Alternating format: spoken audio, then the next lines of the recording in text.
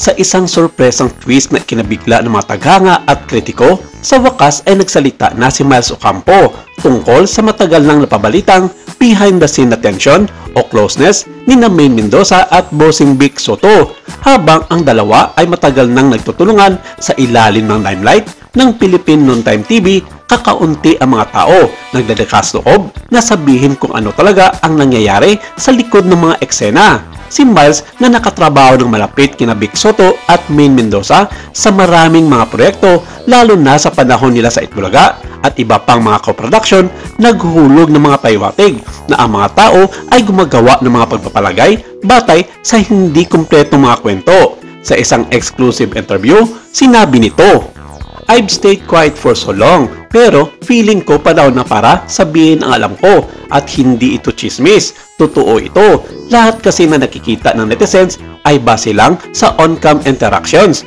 pero hindi nila alam yung dynamics of cam." Habang tumanggi siyang ihayag ang lahat ng detalye, kinumpirma niya na may mga sandali na tensyon, ngunit hindi ito ang iniisip ng mga tao. Sina Maine at Vic ay nagkaroon na napakakomplikado ngunit profesional na relasyon. May mga tao sa background na nakaka-impluensya kung paano sila nakikipag-ugnayan sa harap ng kamera. In-explain pa ni Miles na may mga third party na nagpapainit sa issue at may mga gustong pag-awayan sila for ratings, for publicity, or for their own agenda. Nang tanungin ng point blank kung may alitan ba si Maine at Bossing Vic, huminto muna si Miles bago sinabing they had disagreements, yes, but not the kind people assume. Hindi sila nag-aaway kasi may inggitan o kompetisyon. Nagka-clash sila minsan kasi pareho silang matapang, pareho silang may paninindigan. Idinagdag niya na pareho silang malalakas na personalidad na may iba't ibang mga diskarte sa kanilang mga trabaho at minsan ay humantong sa creative tension, lalo na sa mga critical na transition sa Itbulaga.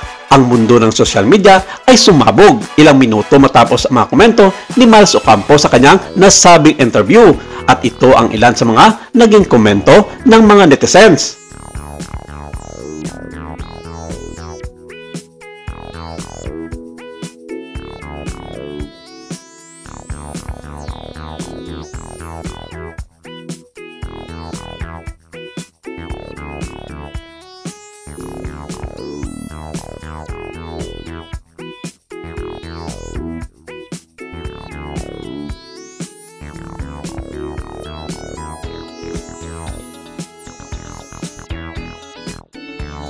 Nilinaw pa ni Miles na wala siyang intensyon na magsimula ng drama o pakainin ang rumor mill. Binigyan diin niya na parehong may paggalang at kabaitan ang pakikitungo sa kanya ni Maine at Bossing Vic, at anumang hindi pagkakaunawaan ang nangyari ay natural sa anumang malaking showbiz team. Maaring hindi na ibigay ng payag ni Miles ang buong kwento, ngunit sapat na ito upang ilipat ang pangunawa ng publiko mula sa chismis patungo sa empatiya. Maaring ilang salita lang ang sinabi ni Miles Ocampo, ngunit sapat na ang mga iyon para ipaalala sa lahat na sa likod ng bawat headline ng celebrity ay isang kwento ng tao puno ng komplikado, salungatan at tahimik na pagkakaunawaan.